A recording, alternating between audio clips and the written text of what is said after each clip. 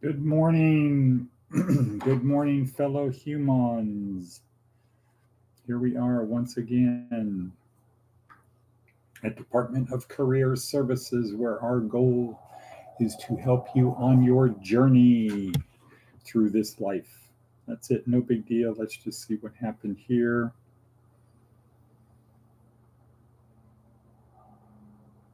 Goofiness. Okay.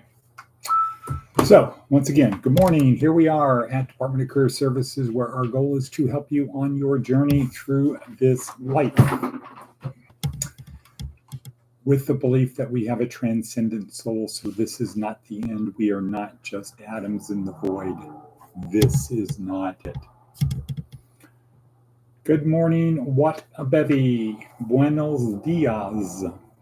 Buenos dias, mija, as they say in Costa Rica. How's the weather in Florida? Okay, so we're going to have our thing today. We are talking about it's buffeting so much, right? That's why you need this thing called Wi-Fi. Okay, so our meme for today is pure leadership. What? I'm going to add that. What?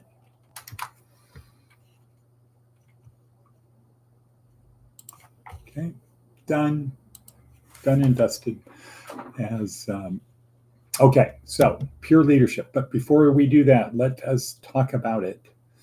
Today. And Wadabevi loves being in Florida. Great time. Boot camp, basic training, redoing, burning off crucible therapy, burning off the old for the new, deforestation. No, the opposite of that. Controlled burning, burn off the stuff that's of no value so new stuff can grow. Baptism. What is this guy? Nutcase? Okay. Finished class number 3 last night in ministering at the margins. Very interesting, but we are going to talk about pure leadership. But before we do that, what else do we have on our hit parade, Johnny? Well, we have, let's see, our 4-part podcast breathing exercise. This morning I listened to Non-Sleep Deep Rest, Dr. Huberman, Non-Sleep Deep Rest. I should add that to here. Under Huberman. Gratitude, attitude of gratitude. I'm so happy and grateful now that, and then think of 3 things you're happy and grateful for. Always look on the bright side. Right. Remember, at the end of the day, it's only life. It's only this life. There's the next one. Review yesterday, morning, midday, night. Do our review. Project, 1 minute to project the path for today. Caddyshack, see the ball, Danny, see the ball. See your future, be your future. Daily theme, when you get in a pickle, say, what a bevy, wait for it. Or you got yourself into this mess, let me help you get out. Right, don't panic, just say to yourself, you got yourself into this mess, let me help you get out. What if you stepped out of your comfort zone? Right. That's what you need to do. Our journey through life, we want to keep continuing up. We don't want to flatten the curve. Seek uncomfort. Advice from an 80-year-old. Today's advice, be brave. Even if you're not, pretend to be. No one can tell the difference. Right. So, So Maria has arrived. Good morning, you all. So the only person we're missing is Matticus von Atticus Steinberg. No, Matticus von Atticus Steinberg. I can't remember. Okay. Well, let's see. Moving right along. Got a couple red letter things today. Important stuff. Seth's blog. Sudare sete kamichi. That's not pronounced right, but to sweat through 7 shirts. What? Okay, let's just quickly read that before we get to pure leadership. Sweating through 7 shirts. That was the definition of work when work was the same thing as physical labor. Okay, so back in the old days when work was physical labor, if you sweated through, you'd say it sweated through 7 shirts. That meant real work. For many of us, the physical labor is no longer the way we add value. Right. That's why we're fat, short for weight. And it's tempting to imagine that we simply have to show up for the coffee, but it's still called work. Adding value isn't easy. As soon as it is, everyone will do it, and our participation becomes less useful. We need to look for the hard parts, not avoid them. Right, don't look for the easy, look for the hard.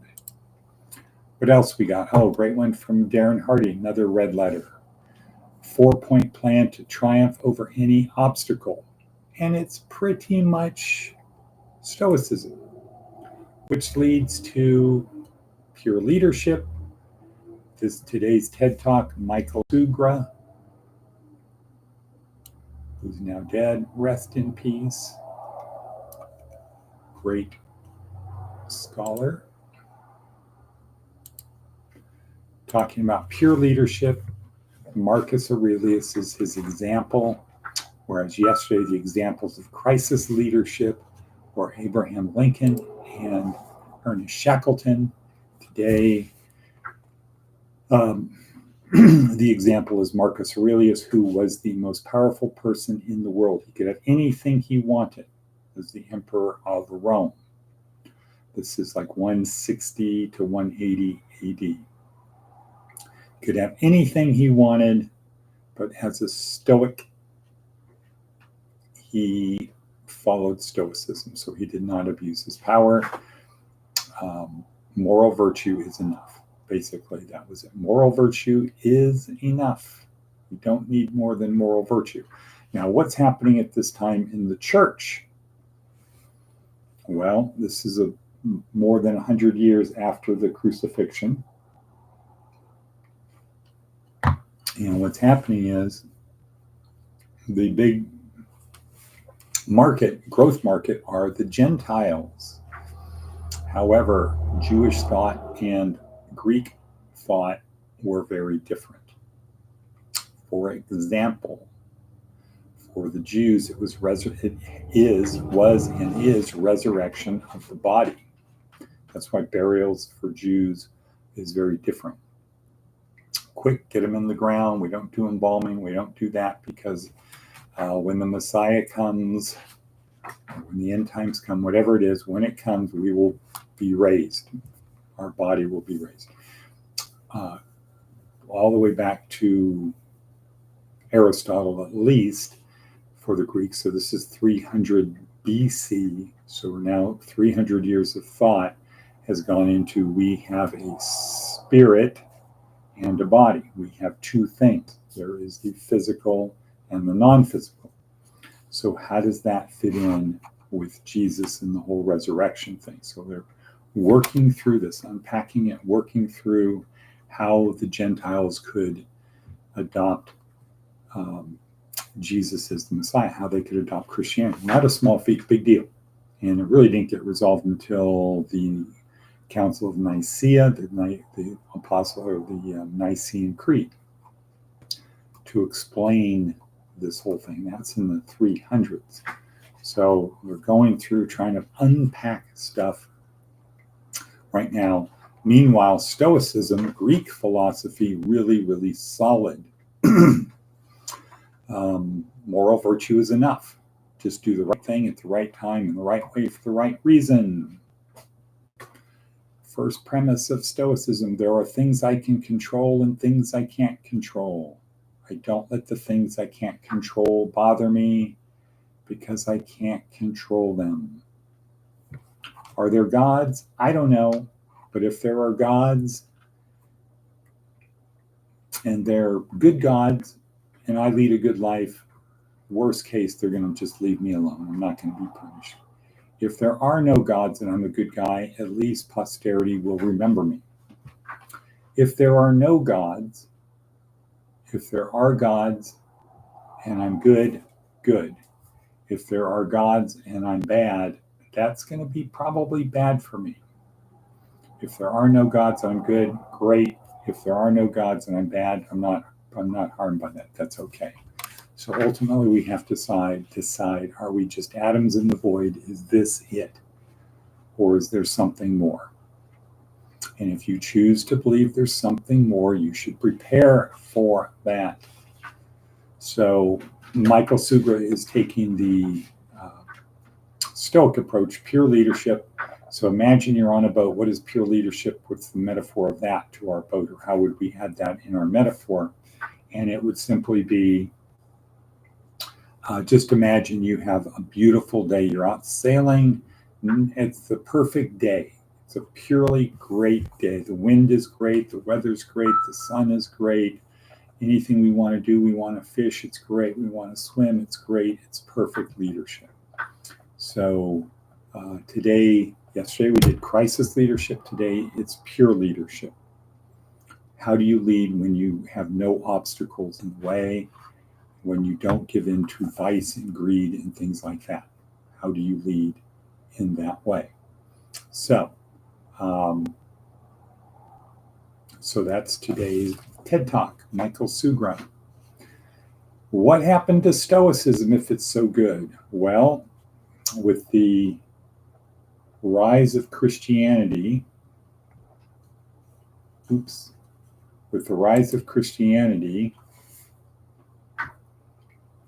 after the 300, making it legal, the official religion, etc., Stoicism had a conflict. It was an inherent conflict, inherent conflict between Christianity and Stoicism. And that is that in Stoicism, you don't need God. You don't need an afterlife. You don't need the reward. Oh, be good today because you'll be rewarded when you die. You don't need that whole salvation. Be good because there's a reward for you at the end. In Stoicism, it was no, be good because you should be good for the sake of being good. And if everybody's good, it's going to be good. Meaning, if everybody felt moral virtue was enough and everybody acted morally with moral virtue, if everybody acted that way, society obviously would be a much better place. We don't need the act good today because you're going to have eternity. So there's that inherent conflict between those two thoughts. And because Stoicism is kind of a personal thing, meaning there's no hierarchy, there's no, oh, here's the Pope of Stoicism, here's the chain of Stoicism, this is the Dalai Lama of Stoicism. Because there is not that, then it's on your own, so it's easy to get knocked off when you have a formal structure. Let's see, Maria says Jesus died for Jews and Gentiles. Well, I would like you to show me that in the scriptures, because it says, actually, Jesus says, don't worry about the Gentiles right now. Just stick to our own people. So Maria brings up a good, interesting point from Christology, is if Jesus and the first disciples were focused on the Jews, how did the Gentiles get into the picture, and who did it? Paul. But if you go through Acts, it was kind of a big debate. It was a discussion. I think it's Acts 17. Paul basically says, I'm going after the Gentiles, guys. Why?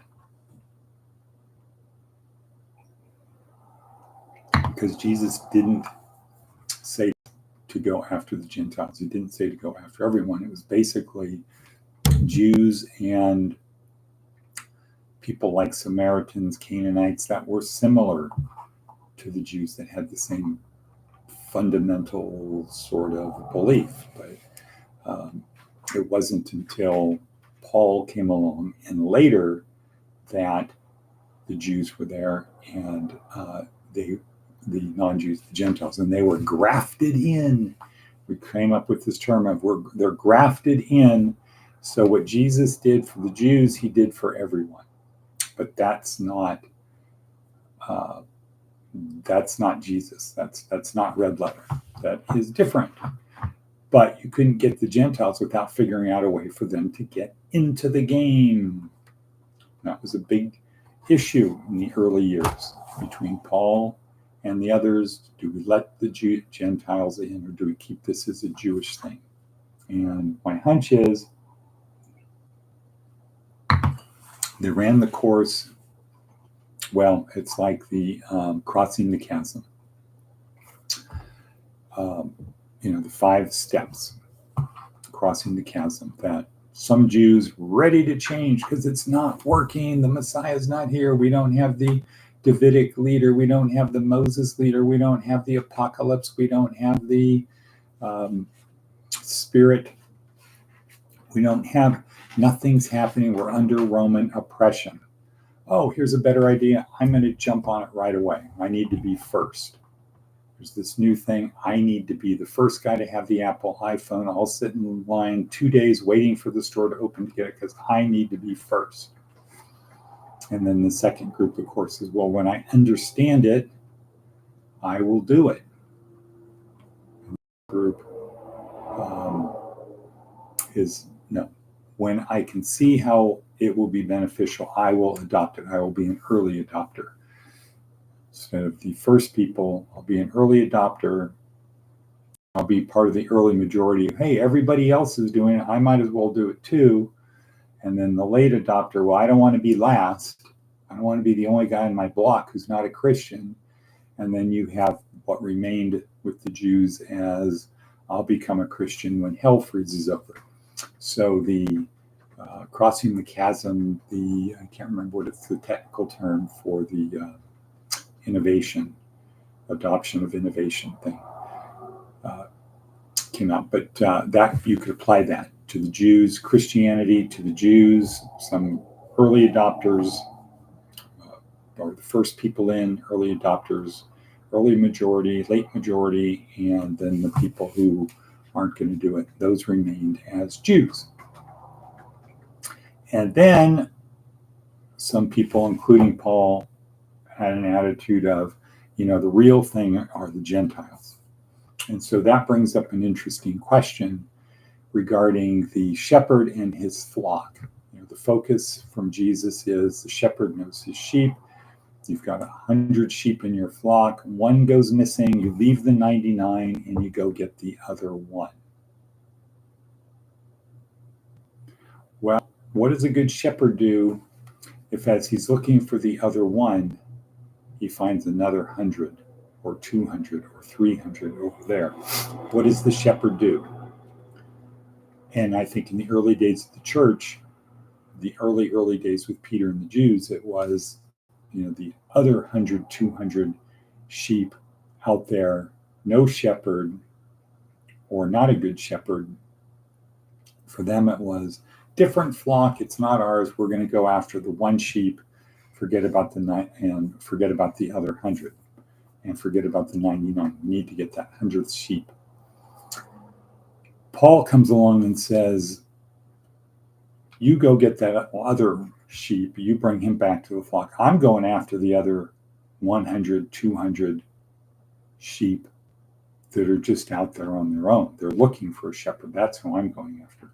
So with that, 19 minutes in, a bit long. Hope Wadabevi's still there. Maria, good. A lot of things to do today. I am going to Las Vegas, leaving at 8. So we'll talk about what's happening and go from there. And I will say, and cut.